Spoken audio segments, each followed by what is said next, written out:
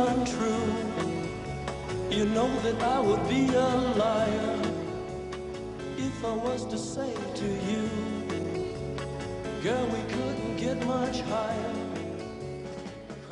Hi, my name is Blandina Farley, and I work with Ben Friedman, Mike, and Olivia at the Postermat in San Francisco. Right now we're at our poster gallery located at 423 Columbus Avenue, just a few doors down from the Postermat. Here we have on display literally hundreds of posters from the 60s era. Each poster represents a concert or event that took place in the Fillmore Auditorium, Avalon Ballroom, and various cities throughout the United States and even the world. Most of the posters are available in the store, but some of them are very rare and unusual collector's items and are only here for display. Since we know many of you cannot visit us in our store in San Francisco, we've produced a video color catalog that you can turn on at any time you like in your own home. These posters are so special because the artists have been able to capture the true revolutionary spirit of the 60s through their use of explosive colors, hallucinatory images, and especially their unique, illegible writing style, which became their trademark. They changed the whole course of poster history. Rebelling against all the rules of poster art form, they created a new, fun, and free-spirited style. Artists such as Griffin, Victor Moscoso, Wes Wilson, Alton Kelley, Stanley Mouse, David Singer, and many others immortalized the 60s and made this phenomenal era a part of recorded history. Now I'll turn you over to your poster guides, Ben and Mike, who'll take you on your poster tour back to the 60s.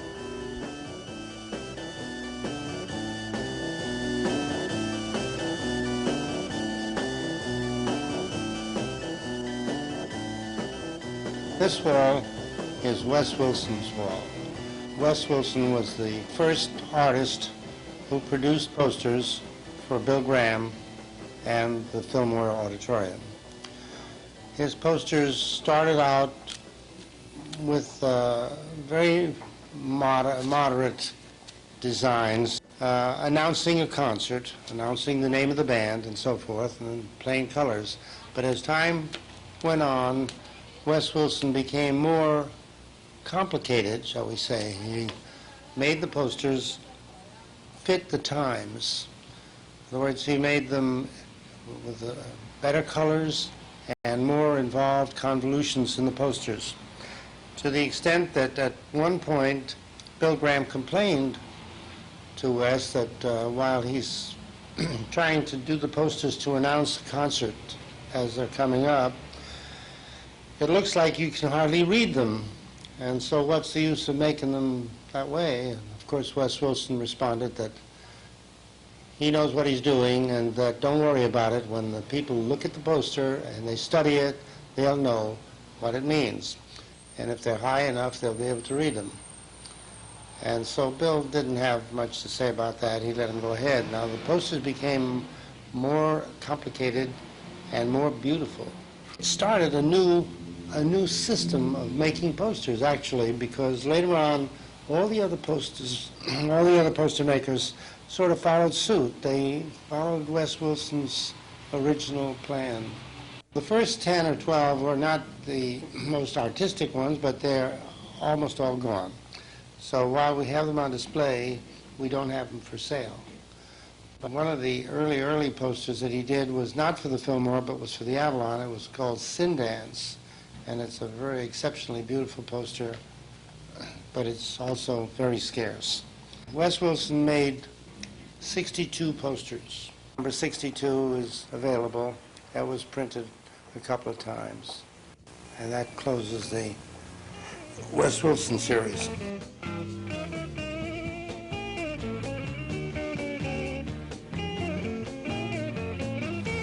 At the end of the 62nd poster, Wes left, and Bonnie MacLean, who was Bill Graham's wife at the time, started doing the posters.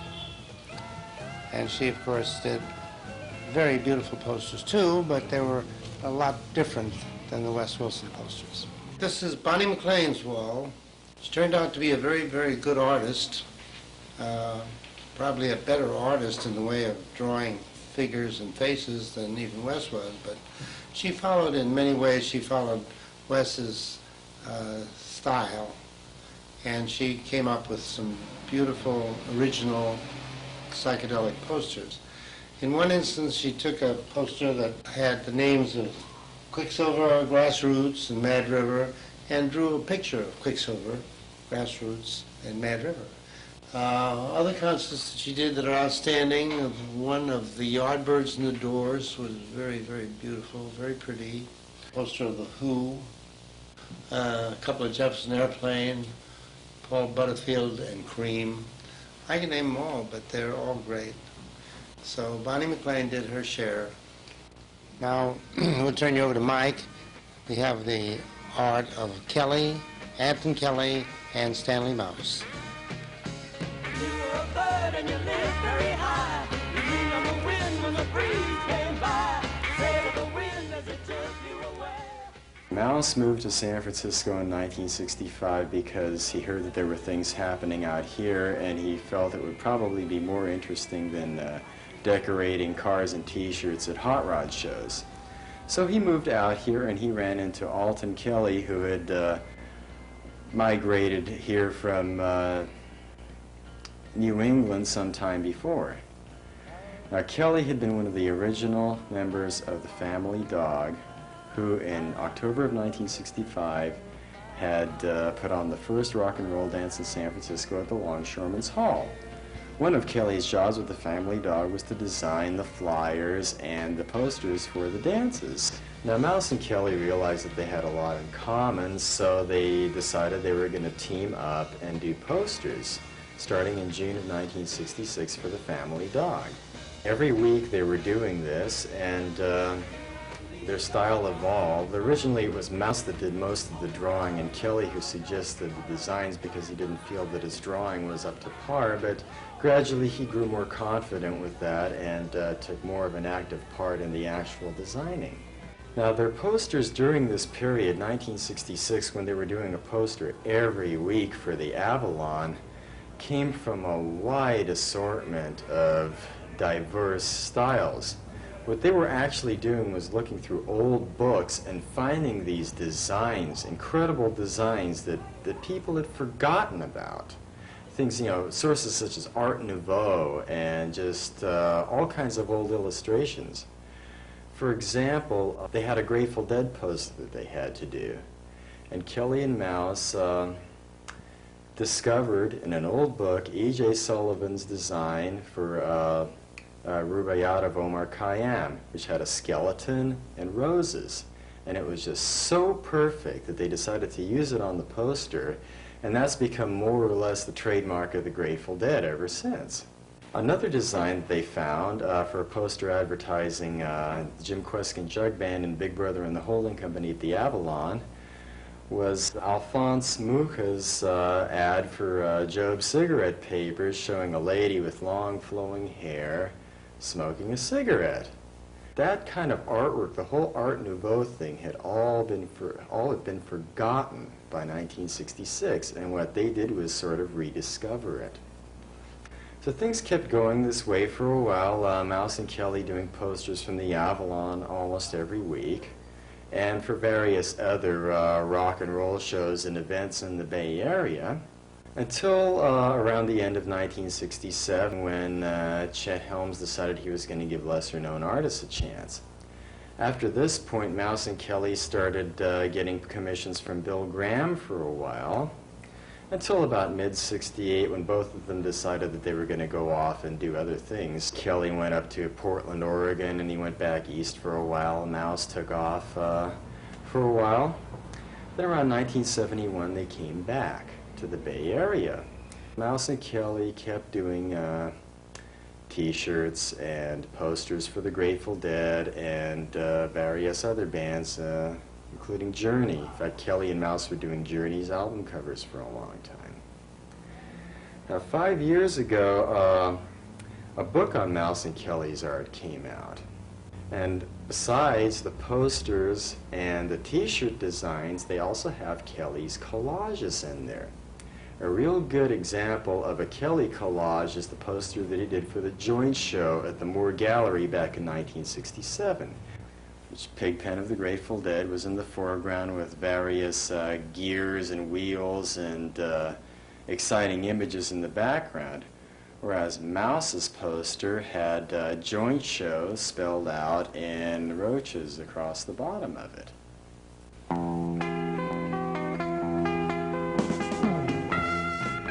All right, this is the Bob Fried wall.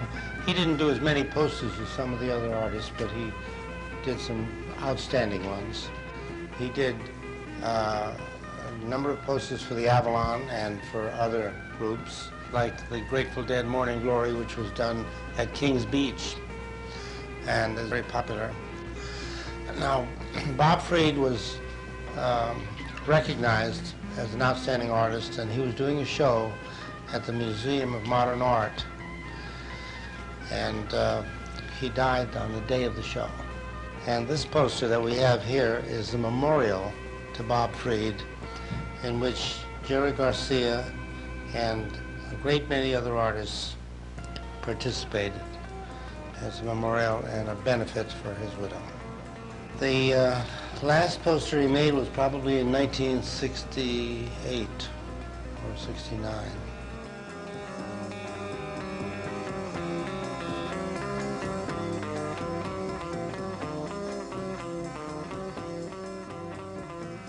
Victor Moscoso came from New York City.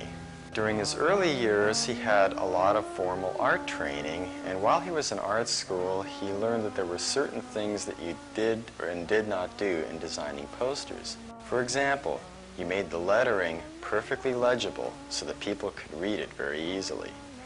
Also, you kept the colors coordinated so that you didn't use colors from opposite sides of the color spectrum. In 1966, Moscoso moved to San Francisco.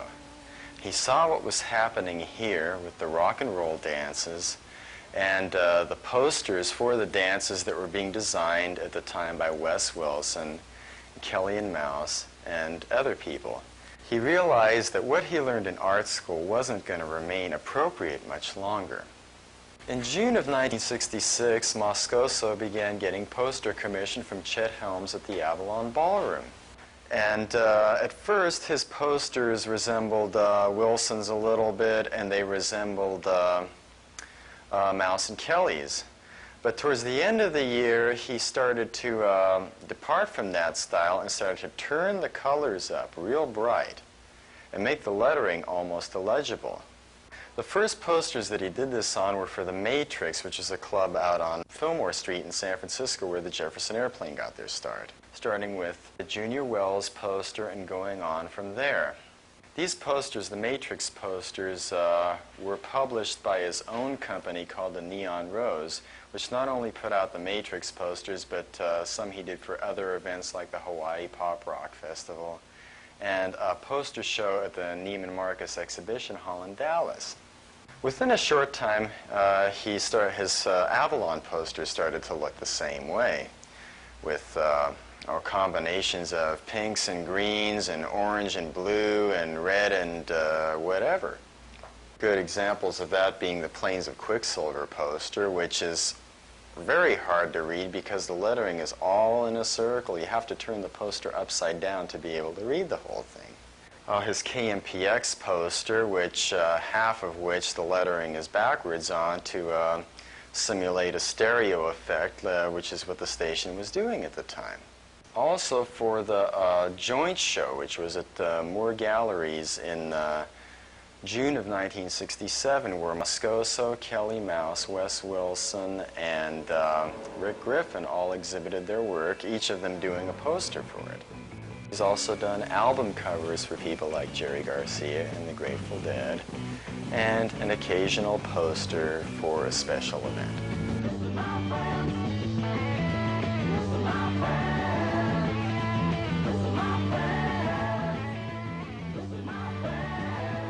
This is the Rick Griffin wall.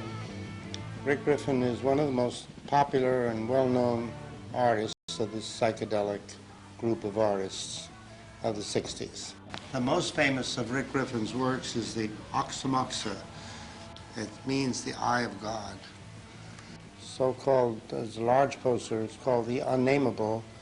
We're using that as our business card. I also did the most famous of one of his posters is the Jimi Hendrix John Mayall poster, which everybody wants, but we don't have very many of them. And that's with the big flying eyeball and the wings and so forth. We don't have very many of them, but if you're lucky, we might have one before you get here. The rest of the posters are typically Rick Griffin. You can recognize them easily. Rick Griffin did a great many posters, and they are all very beautiful, and they're all very psychedelic, and he's a great artist. He's still active and still around, although he is down south. He's in San Clemente. He'll probably be up here for our next show, the signing by the artists. And we love Rick Griffin. So we hope to see Rick Griffin's artwork continue. He's still a young man, and he's still a great artist, and I hope he continues to put out more posters. Well, blind man stood on the way and cried. Blind man stood on the way and cried. Blind man stood on the way and cried. Lee Conklin's posters are considered by many people to be the most psychedelic out of all the posters.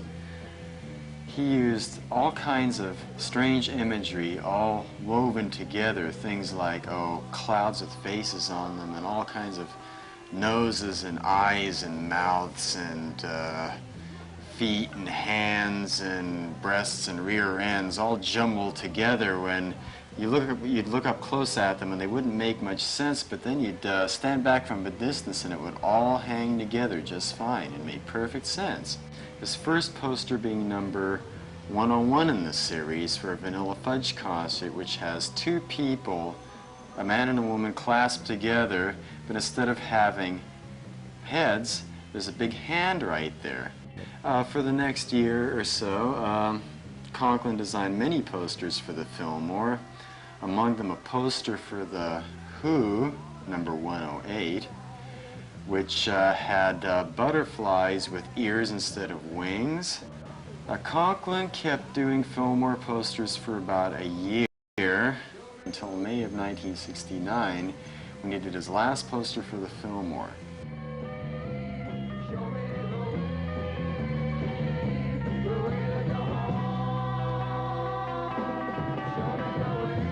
The Schneff and the Greg Irons. The Schneff did 4 posters that we illustrate here. One is the beautiful butterfly illustrated. It's the Iron Butterfly and Velvet Underground. The other one is Doors and Lothar and the Hand People. And the Quicksilver with the bear. And the last but not least is the Summer of Love. And the Summer of Love is one that we were going to use as a theme for our store. Summer of Love quotes St. Francis. St. Francis is a beautiful quotation. Oh, Lord, make me an instrument of thy peace, and so forth. A poster by Greg Irons. Greg Irons made very few posters, but they were very good and illustrative, figures in there. Unfortunately, Greg Irons is not with us anymore. He was killed in India in an auto crash. So we cherish his posters and his art. Been so long since I belong here, ever since I lost my way. In 1967, Randy Tootin was going to art school down in Los Angeles. Someone showed him one of Wes Wilson's posters, and right then he decided that he wanted to go to San Francisco and be a part of the poster scene that was happening there. His first poster was for the Family Dog's Halloween dance at Winterland in 1968. 2 months later, he began designing posters for Bill Graham for the Fillmore in Winterland and continued doing so for most of the next year. His posters at the time were reminiscent of Mouse and Kelley's, and to a certain degree Greg Irons, but probably even more reminiscent of turn-of-the-century advertising art. During this time, he produced a number of interesting designs, among them a poster for Janis Joplin at the Fillmore in Winterland, where there are 3 pictures of her inside of a sort of a jukebox, and the googly-eyed avocado that he did for a Led Zeppelin concert, which he originally did as the cover for the menu of the cafeteria at his art school. Tootin was also doing posters for Bill Graham's special events, such as Days on the Green, and posters for whenever any other big group happened to come into town, like the Rolling Stones. And Led Zeppelin, whose poster for A Day on the Green right here was also reproduced as a Sunday Chronicle ad. Along the early part of 1979, Tootin decided that he was tired of doing all of Bill Graham's Sunday Chronicle ads, so he quit doing that and hasn't done much lately except for an occasional poster. There must be some kind of way out of here. Say that joker to the thief. This is the David Singer wall. Most of them are 1971, 1970. They're all collages, just as David Singer does. The Santana one down below here with the horse's hoof is very rare. I don't have any right now. The other sets, the outstanding set here is the 287, which is a closing of Winterland. And that was a 1-week-long concert. And it had a great many artists, as you see, Boss Skaggs to Santana, Creedence Quicksilver, the whole works. That was the closing of Winterland. I like the combination of the two, number 279, 280, the 2 posters together make a set, and they're interesting. The double collages are very beautiful. That's like Spencer Davis, it says, and Free, Blood Rock, Edwards, and so forth, but it's a star background with 2 women in there. The David Singer posters are all quite rare. There doesn't seem to have been that many printed or something. The Rolling Stones, the Rolling Dice they call it, in Winterland. It came in right after the closing, right after 287, which was the closing of Winterland. And the Rolling Stones below it is the Hawaiian concert. It's very beautiful, and it also shows a lot of influence from Seti. Seti was an artist who worked with Singer quite a bit. He did things like birds and horses and waves and so on. And we have several doubles there. That's a reverse double, the Chuck Berry and Buddy Miles. There are many other posters that I could point to, but they're all great collages. However, we'll show you on the next shot, we'll show you some of the very early David Singers.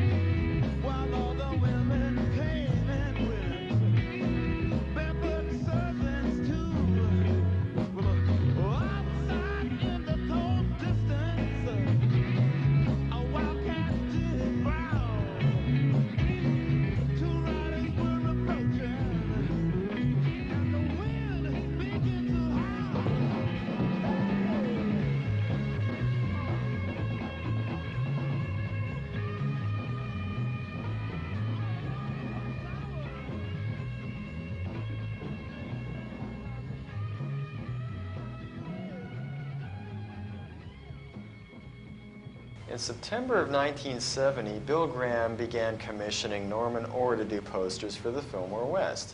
This was somewhat surprising at the time because David Singer had done practically every Fillmore poster for the previous 8 months. So for the next 6 months, Orr basically alternated with Singer, producing not very many posters, but very elaborate, intricate posters reminiscent of Griffin and Conklin and some of the earlier artists. His last poster, as a matter of fact, which is number 27374 in the Fillmore series, has Wes Wilson and Rick Griffin hidden in the intricacies of the design. After that, Orr basically disappeared from poster design. He did one poster for KSAN and various posters with pictures of Indians on them. He liked Indians, apparently.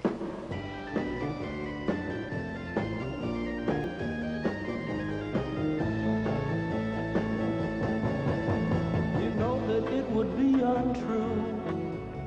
You know that I would be a liar if I was to say to you, girl, we couldn't get much higher. Come on, baby, light my fire.